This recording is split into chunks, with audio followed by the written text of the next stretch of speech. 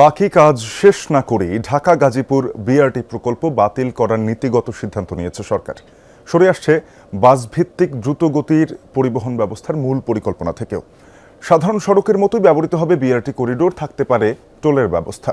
প্রায় ৩,০০০ কোটি টাকা ব্যয়, ৯৭% কাজ শেষ হলেও ব্যর্থ হলো দেশের প্রথম বাস র্যাপিড ট্রানজিট করিডোর তৈরির উদ্যোগ। সিলন টি রপ্তানিতে শীর্ষে। ২০১২ সালের ডিসেম্বরে ঢাকা গাজীপুর বাস র্যাপিড ট্রানজিট বিআরটি প্রকল্পের কাজ শুরু হয়। ৪ বছরের মধ্যে এই প্রকল্পের কাজ শেষ হওয়ার কথা ছিল সুফল পাবে মানুষ। কিন্তু ১৩ বছর কেটে গেলেও এখনও এই প্রকল্পের কাজ শেষ হয়নি। সুফল তো মেলেইনি, বরং বিমানবন্দর থেকে গাজীপুরের এই অঞ্চলে বসবাসকারী মানুষ ভুগছে উন্নয়ন যন্ত্রণায়।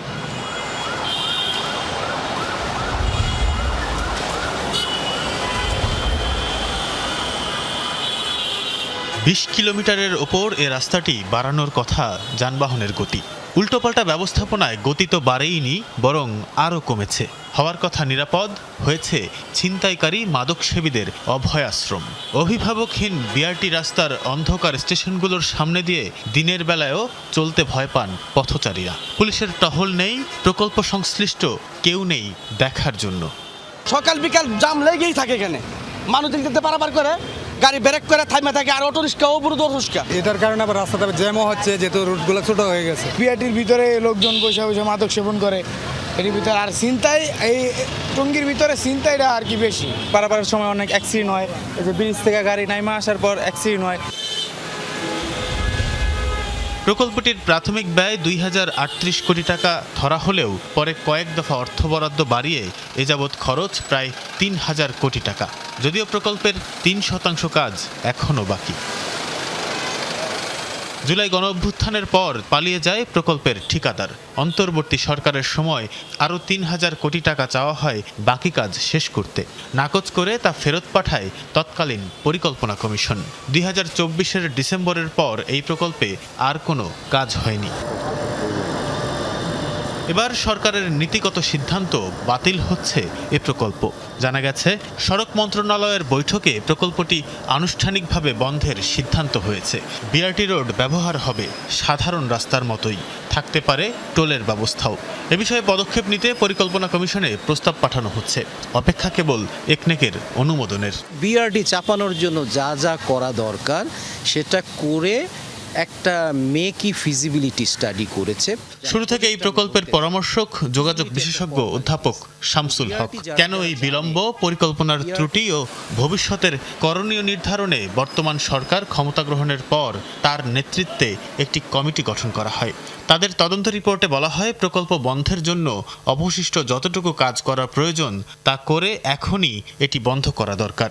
কমিটির থেকে বলা হয়েছে বিআরটি প্রজেক্ট নিয়ে সামনের দিকে হাঁটা উচিত না। অডিট করে বলতে হবে কতটুকু কাজ কন্ট্রাকচুয়ালি বাকি আছে আর কতটুকু আমি কমাবো। এই হিসাব নিকাশ করে প্রথমে কন্ট্রাক্ট থেকে বের হয়ে আসতে হবে, তারপরে গভর্নমেন্ট বলবে আমাকে রিপারপাস করতে হবে।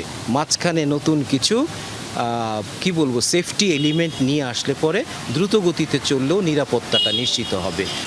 অধ্যাপক শামসুল হক জানান, বিআরটিকে টোল ভিত্তিক উচ্চগতির রোড করার পরামর্শ দেওয়া হয়েছে।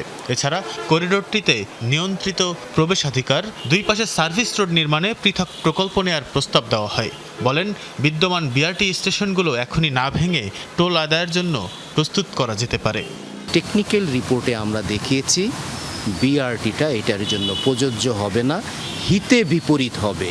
এখন যেইভাবে মাঝখানের করিডোর দিয়ে যাচ্ছে, এইটাকে সড়ক বিভাগের ঢাকা সিলেট করিডোর যেইভাবে উন্নয়ন করছে, মাঝখানে দ্রুত গতির একটা রাস্তা, দুই পাশে সার্ভিস রাস্তা, মাঝখানের রাস্তা যারা ব্যবহার করবে তারা টোল দিবে। বিআরটি পরিচালনার জন্য তৈরি করা কোম্পানিতে কর্মরতদের সরকারের অন্য কোনো বিভাগে যুক্ত করার পরামর্শও দেয়া হয়েছে।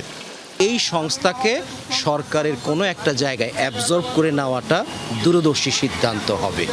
ত্রুটিপূর্ণ প্রকল্পে এরই মধ্যে অপচয় হয়েছে রাষ্ট্রের হাজার হাজার কোটি টাকা, আর দীর্ঘদিনের দুর্ভোগ তো ছিলই। নতুন সিদ্ধান্তে এ ভুল কতটা কাটিয়ে ওঠা যায় সেটিই এখন দেখার অপেক্ষা। তানভীর সিদ্দিক, টিপু, যমুনা নিউজ, ঢাকা।